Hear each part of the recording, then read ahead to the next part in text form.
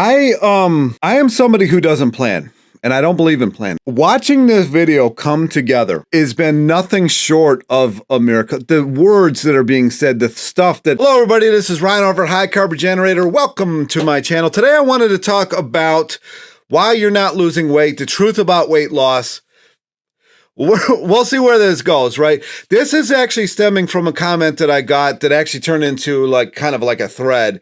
And I'm like, bruh. About how I am not losing weight anymore, or people are watching me, if I lose weight. I lost 145 pounds. 145 pounds.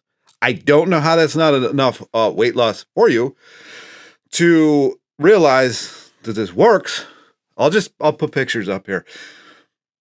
I've only got the one picture. It's not like when you're 405 pounds, back in the day when people were normal.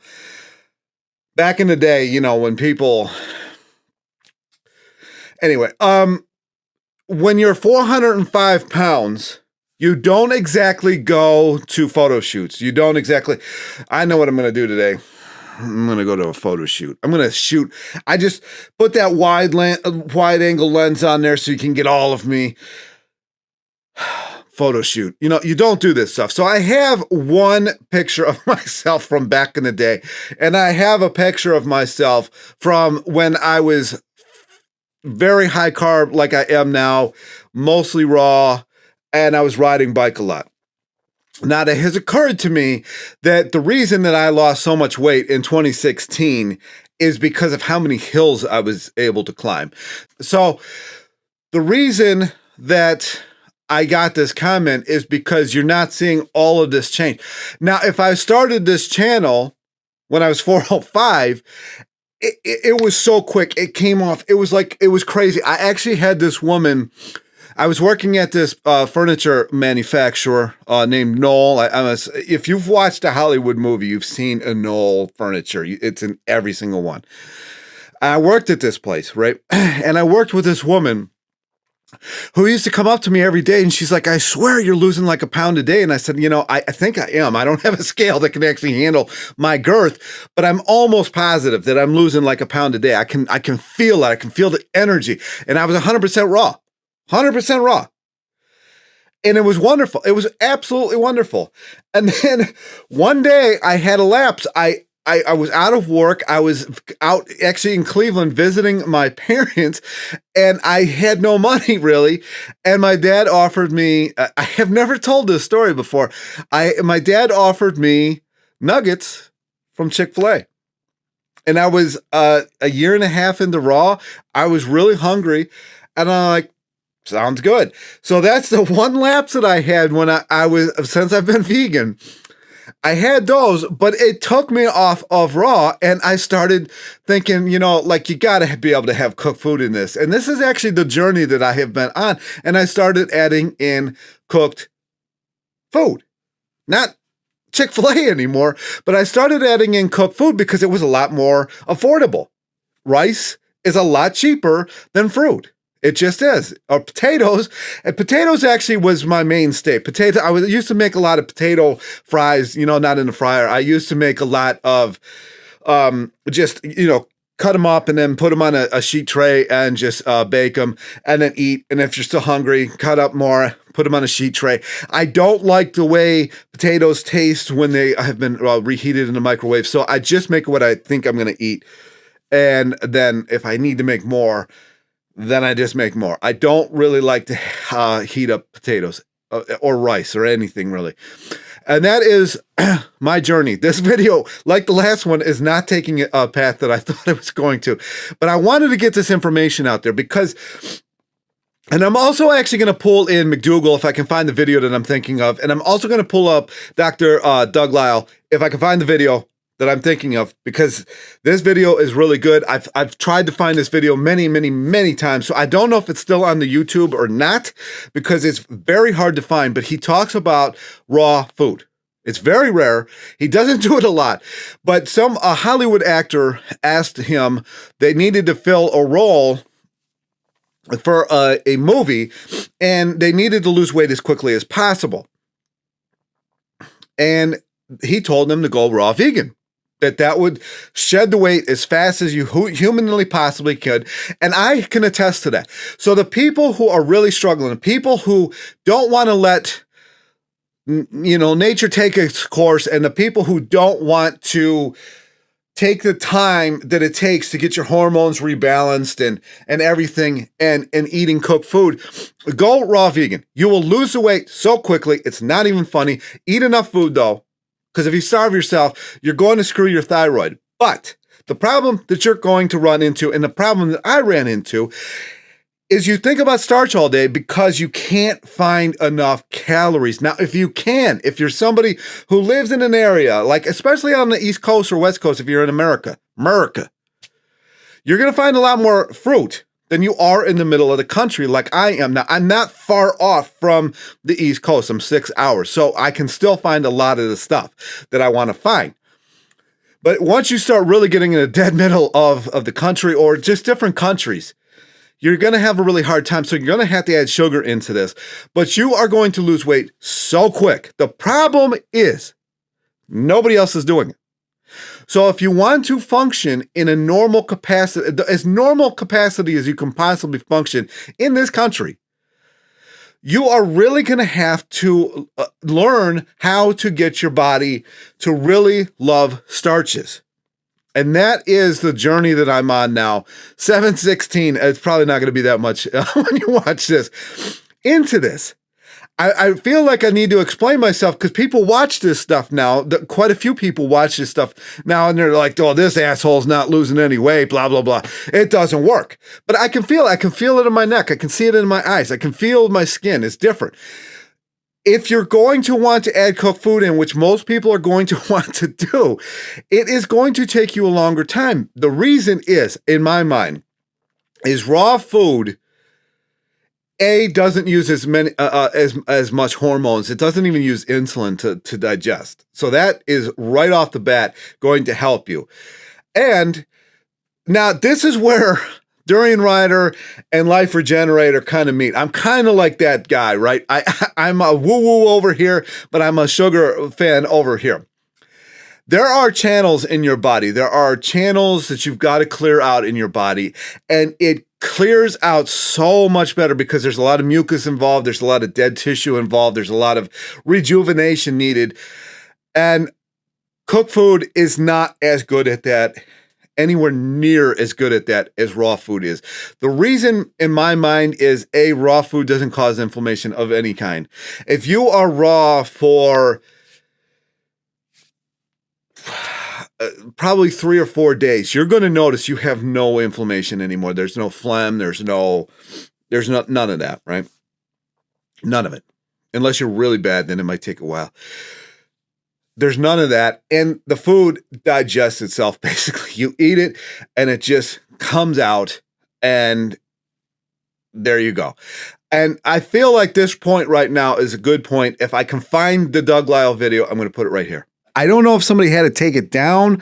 I have no idea, but I cannot find that video. But I have been trying to find this video for like a year, I feel like now.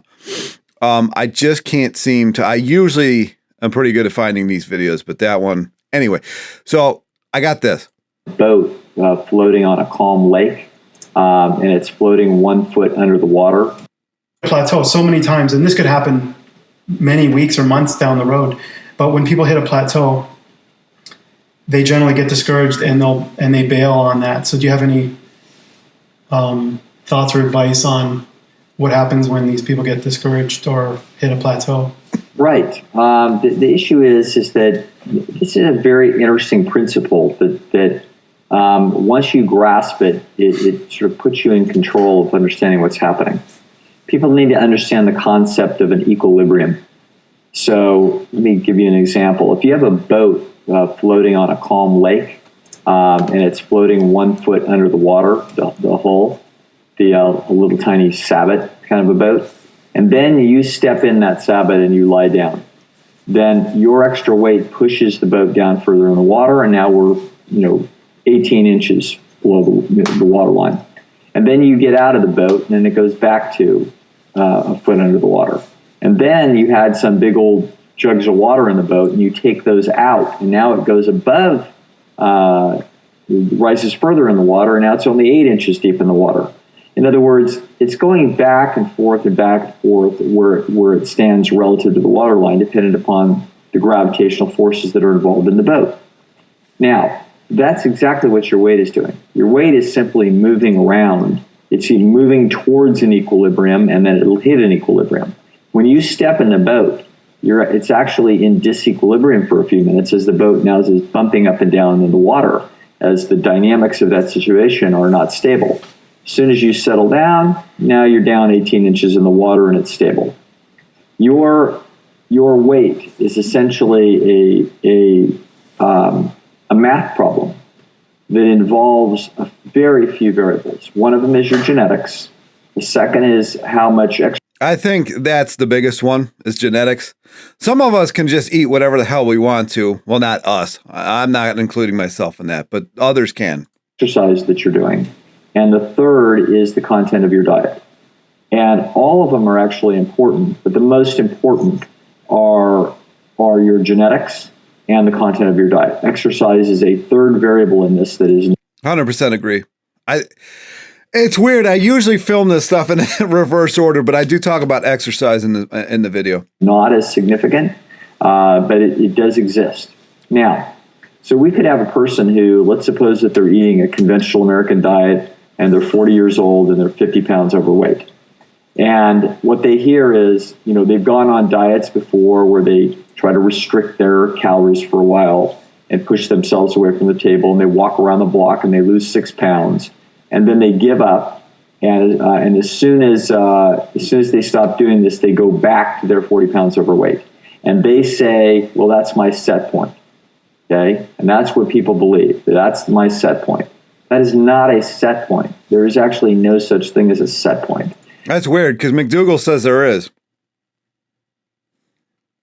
What there is that there's an equilibrium point if your exercise and your diet and your genes are stable. And since your genes are always basically stable, the two variables that are in the equation are what is it that you're eating and what your exercise process is.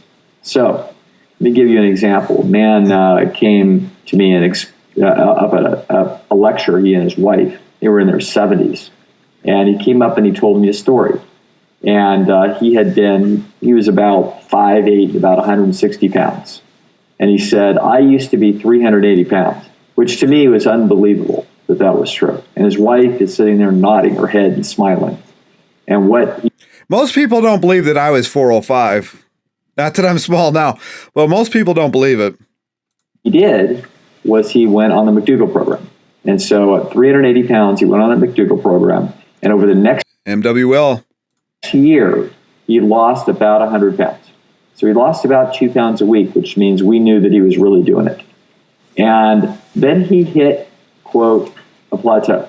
He hit a plateau in the upper twos. And there he sat for several months. And he still knows that he's 100 pounds overweight, obviously.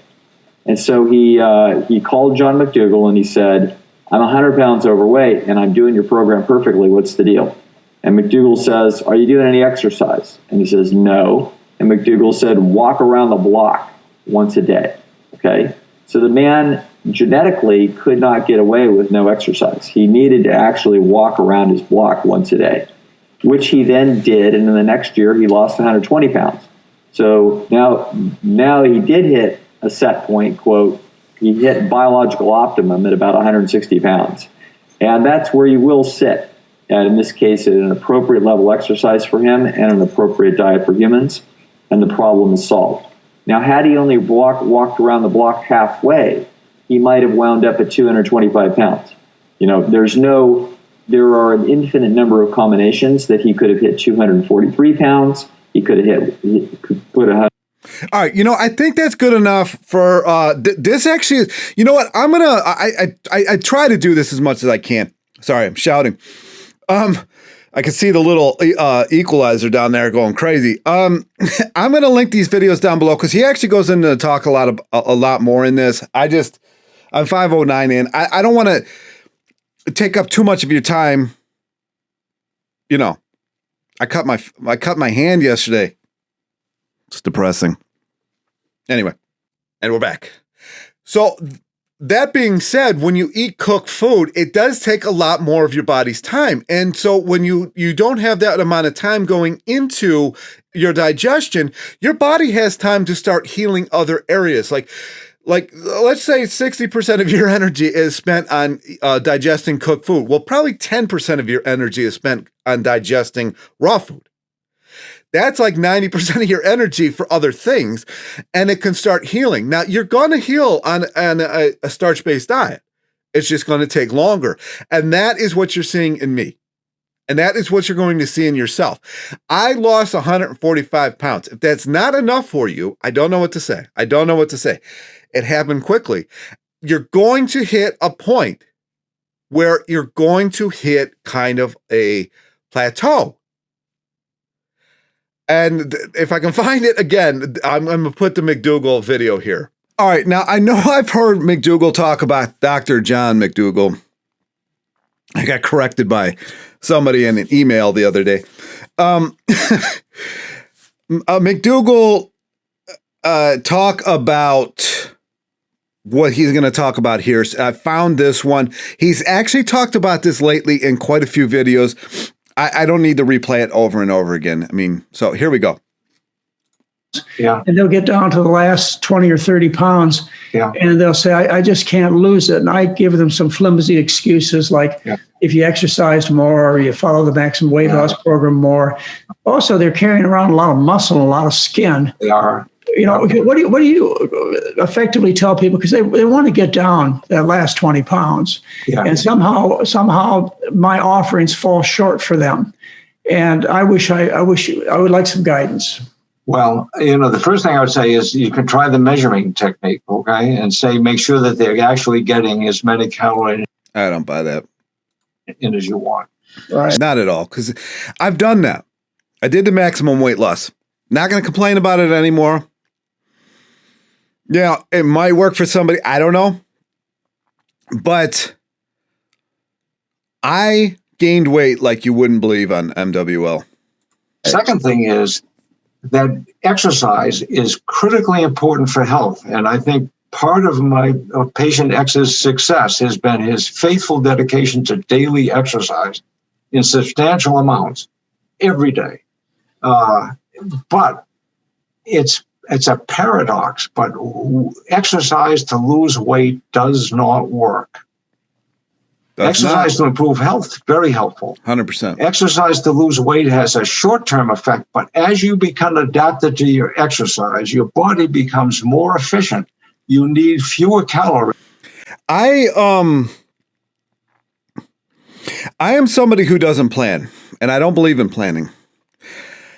Watching this video come together has been nothing short of a miracle. The words that are being said, the stuff that, like, I just turn on a camera and I just let it fly. And the way this one is coming together, I cannot believe how the flow. I really can't. It's just astonishing to watch. I'm an observer of this whole thing. To use that exercise efficient machine. So unless you increase the amount of exercise every day, I don't think it really is going to be much help. It's important for your health. I don't tell people not to exercise. They should. But as a weight loss mechanism, it has a transitory effect.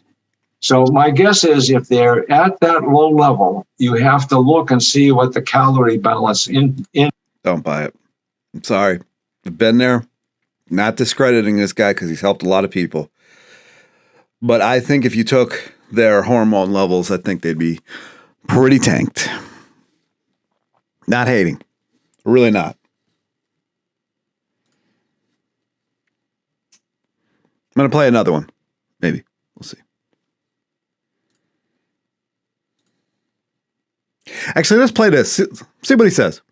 Listen to our discussion. And I said the same thing. I said, people are listening to you and you get the same results that I get. Your blood sugar goes down, blood pressure goes down, people lose weight. I said, but you do it in a different way than I do it. You do it by making people sick. It's like I could give you cancer chemotherapy, these drugs. And they'd make you sick, and your cholesterol would come down, your blood pressure would come down, your blood sugar would come down. But what doctor would brag about They all do. giving somebody cancer They all do. chemotherapy to improve This is their why I health? stopped going. Would it cause them to lose weight? Of course not. You wouldn't do that. The other thing I asked Dr. Atkins, I years ago, 2002. I was at the doctor, and no one could figure out why my hormones were just tanking. 22 years old, youngin', and he was actually had a smirk on his face about the thought of me possibly having a tumor on my pituitary gland. And I looked at him. I said, "Why is this funny?" He's like, "Well, this is a very rare case." And he's like, "I'm excited to treat it." I said, "I'm a fucking human." And he's like, "Yeah, well, I understand that, but we're doctors and we treat." I said, "What?"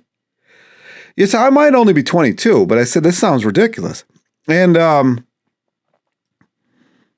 just found out last 2 Sundays ago that he's dead, 64. And I don't know how I feel about that, because he was a health freak, but he dies from cancer, ironically. I don't know. I mean, I didn't put a vex on him, but I think it's weird. as I said, there are a couple of things that we don't agree on. I said, one is all your patients are constipated. And even in his own studies, 70% of the patients are constipated. And in his study, 60, 70% of people have bad breath. Terrible. It's very difficult to stay on a diet that makes you sick. That's like, how do you date somebody that's eating this stuff? It's like, dating a smoker. If you smoke, fine, whatever. But date another smoker. Is they make you ill because you're not getting carbohydrate, which is what the body needs. And because you don't get carbohydrate, you burn fat. And the byproduct of fat metabolism is ketosis. In fact, these diets are even called keto diets. Well, ketosis occurs when you're sick. When you're starving to death, you go into ketosis, which suppresses the appetite. That's how they work. You can't stay sick for a long time. Now you ask about sugar. Do you remember your high school biology? Do you remember the process called glycolysis? That's the burning of glucose. That's what cells do. They burn glucose preferentially. In fact, there are some cells in the body that only burn sugar, like your red blood cells and your kidney cells. They'll only kind of important. Burn sugar. If you don't have enough sugar in your system, say you go on one of these crazy Atkins type diets, strictly, the body will take and convert protein into sugar just to supply the needs of these cells. That's how much you need sugar. Anyway, where we should get our sugar from is from complex sugars, which are known as starches. Or I don't disagree that you should eat a starch-based diet, particularly since you consider 99.99% of people who ever walked this earth have lived on starch-based diets. If starch was so bad for you, like corn for the people who lived in Central America and Mexico. Okay, this one's been good enough. I'm going to conclude with another video from Doug Lisle, but you're going to have to watch some more of my video. And we're back. So just so you know, getting into this, or if you're way into this and you're like, why the hell am I not losing weight? You can't out-exercise this. Now, that being said, it will help you quite a bit if you are exercising. It will. And I don't buy into the baseline thing anymore. If you get done exercising and your gut is bloated, that means you've got a lot of inflammation. There's a lot of die-off. You have killed a lot of the stuff in your body, and it is now in your digestive system. I don't care I'm not listening to anybody else anymore. I used to ask other people that I've interviewed and stuff in the background. I know what I'm talking about with this stuff. Because of the chiropractor, this wonderful chiropractor that I had in PA, it's called die-off. It's in your gut. It's in your system. When you oxygenate, or however you say it, I don't know if you can hear my cat, your blood, it starts killing off things that don't like oxygen, that thrive in wet environments, that thrive in, carbon dioxide rich environments, it starts dying off. And then if your lymphatic system is getting cleared out, it starts getting put into your digestive system. And that is going to bloat you like crazy. So if you have this kind of thing going on, you're going to have to live with it, or just tail back on the exercise. Like if you've never exercised before and you just go ride bike for 35 minutes at as hard as you can, of course, you're going to have this going on. You're going to be sore. You're going to know it. Start off easy. Treat yourself easier. We don't do this to ourselves. We don't pamper ourselves at all. We like to thrash ourselves, because you see this on the TV, right? You know, like no pain, no gain, or you see these people go to these these events where there's like mud and stuff, and they're like, you know, crawling their way, and like, oh yeah, you know, or like that black and blue, and you know, we think this is amazing, but it's not. It's stupid. There's no reason to do this. This is why I don't join these things, because it's stupid. You know, there's no reason for it. The body wants gentle. You know, the body just wants to. It's not like if you've got a toddler, you know, you're real rough with them most of the time. And, you know, you're an idiot. You didn't walk 5 hours today. You know, you don't do that. But as soon as you're older, you do. I don't know why, but you do. And so treat this. But the point of me talking about the exercising is that you have to raise your heart rate. You have to make it for your body to get to a point that says, whoa, we've got too much weight on us. We cannot handle it. It feels like it's going to die if you put much more. Now, I'm not saying to get to that crazy level, but if you get to a point where your heart rate is elevated, you're breathing a little heavier. I'm not talking about like you're about to pass out, which has almost happened to me on a bike. I'm not talking about that. I'm talking about pushing yourself a little bit. Like if you've only ridden 7% grade hills, go find like an 8 or 9% grade hill. And just the more of this that you do, or if you've ridden and there's nothing but 9% grade hills in your area, and you've only ridden for 10 minutes, try 11. And in doing that, you are going to raise your body's awareness of, we are carrying too much weight on us. We need to start shedding this. And that is what happens. And that is what happened to me in 2016. After I've experimented with this all the time, after I've done all these things on myself, after I've made all of these videos, after I've done all, there's no study, probably, maybe there is. I'm not into it. I'm in an anecdotal. Does it work? And it does. Climbing those hills was the magic bullet. And so I'm from now going forward going to use that example that I had that set for myself. You saw the picture of how much more slender I got going forward. I'm not going to sit there with this baseline stuff. It's boring to me. I'm not built that way. If you're built that way, go for it. I am built for power output. I'm not built for endurance. Okay. Now, I'm not saying that you can't have both to some degree, but I am built for get it done. Some people are built for the long haul. You know, like Sandy used to say, like hitting me, in any capacity is like running into a freight train. I don't think she's done it, but she used to get worried because if you lay, it's like she would lay on my chest, and if my chest would go off, I mean, it would bounce. So some of us are just built bigger, more powerful than others. Twice as long as a man. Not long. Some men are longer than others. Some are built as the greyhounds of the world. So you've got to choose activities that are based on that. Like I'm a sprinter. Like if in bike terms, I'm a sprinter. I can't really sprint with this ankle of mine anymore, running, but I can sprint on a bike and you're not going to catch me. 260-pound dude, you are not going to catch me. I guarantee it. My legs are huge. I can move. I mean, I remember, this is not a bragging session, but I remember when I was at one of the MS50s I was at, and we came around this corner, flat roads, right? Flatlands, Ohio. And I was doing 35 mile an hour on a bike without, not an e-bike. It's flying past people. And there's some people that cannot, they can't even fathom getting to 35 mile an hour on a bike. But I did. And that's just, that's the difference. You're either going to be the greyhound, but you've got to add a reason for your body to change. If you don't add that reason for your body to change, this is not going to. Why would it? Your body does the least amount that it can do to function and to get by every day. So if you don't give it a reason to change, or yourself a reason to change, it's never going to happen. And that is how you get past that plateau, in my mind. Could be wrong. Doubt it. But I always do. And I'm going to try to find as many videos as I can. I normally find the videos first and then make the videos I'm going to add in and then make the video. I did it the opposite. Hopefully I can find you some good stuff. I think that's about it.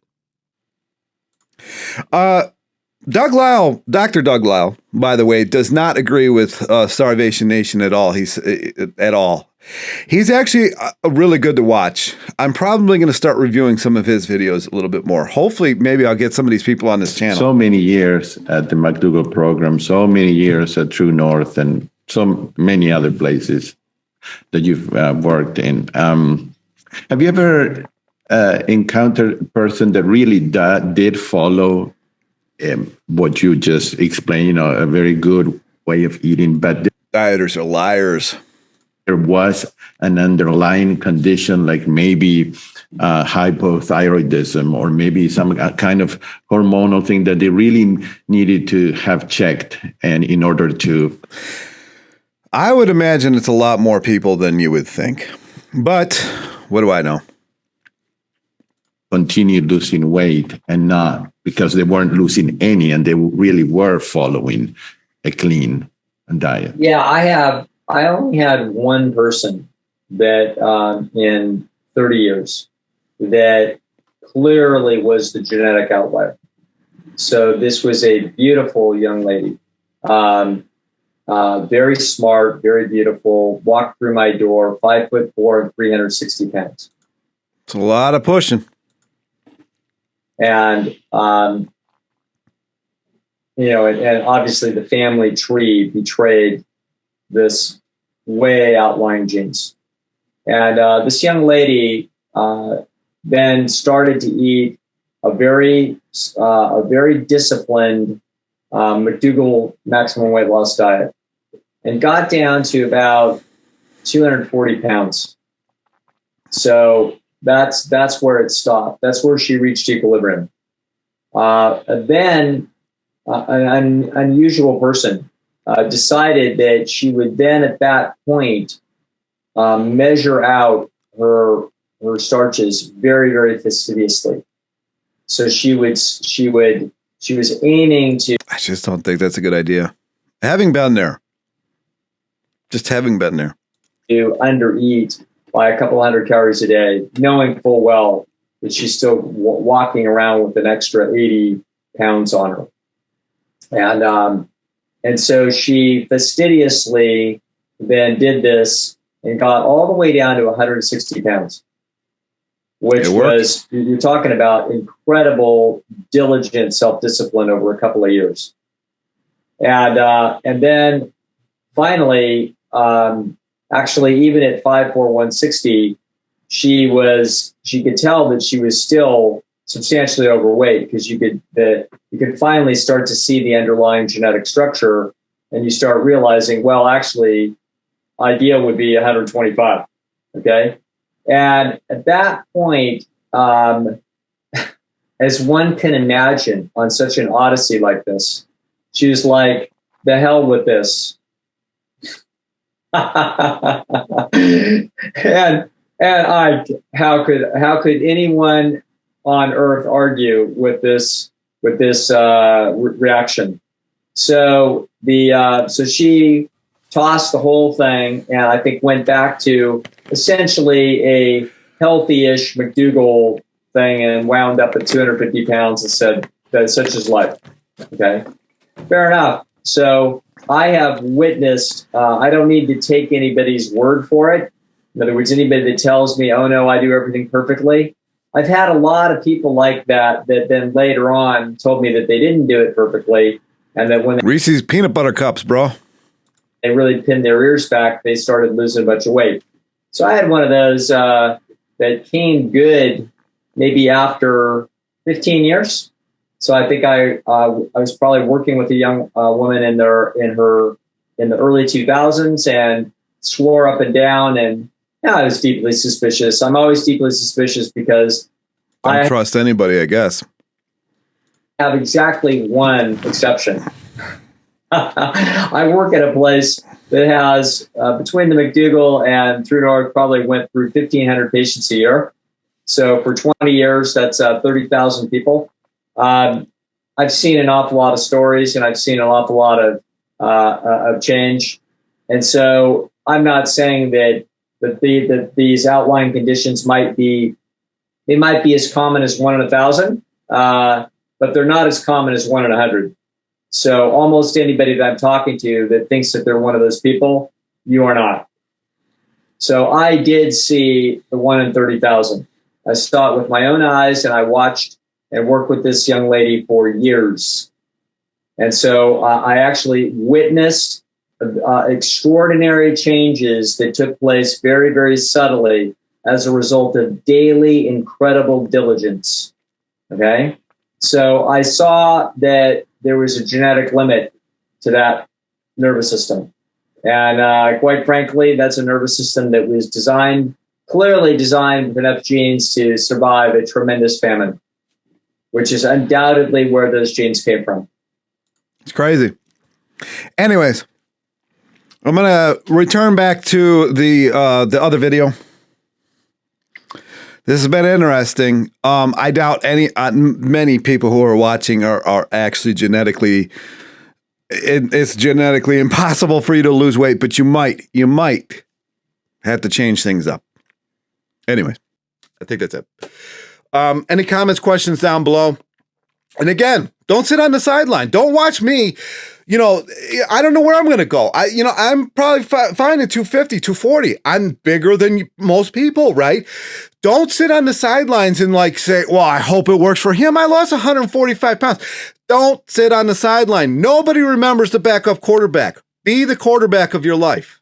If you like football, whatever it is, nobody cares about the water boy. Nobody cares. Nobody remembers the water boy. They remember the starters of the football team. Nobody else. Be the starter of your life. If you're going to comment to me on my channel about how you've been watching this for a year now, imagine where you could have been in a year. Imagine where you could have been in a year. Stop watching me. Go do it for yourself. If it doesn't work, I don't know anybody that it doesn't work for. You could have been so much farther along than watching me, make these videos. I'm a big dude. Even at 8% body fat, I'm probably around 235, 240. Of course, you're not going to see a lot of huge changes. I've already gotten to that arena. That last 25 pounds, boy, can take a long time. Just go enjoy your life. Just go try it out for yourself. Don't make it that I don't like to take any kind of praise for anything, because that means I also have to take the blame. I give the information out. The information that I've found. You have to assimilate it and go do it for yourself. Nobody can do that for you. Anyways, I read these comments, and I actually feel bad for the people, because I'm like, damn, this is a year that you've been watching me do this. Imagine how far you could have been in a year. Imagine that. Anyways, it gets me a little riled up, but I just start thinking this stuff we've all done it. We've all sat on the sideline oh, well, I have been with the group, the coaching group. I got so many things going on, but it's what I want to do. And so I got to make it, especially by January, because everybody got to lose the weight in January, right? Anyways, that's my video. Hopefully I found you some good videos to watch. I don't know. We'll see. I've been trying to find this one video for like a year. So we'll see what happens. Anyways, comments, likes, whatever, subscribe. If this video would do you any good, anybody else any good that you know, share the video.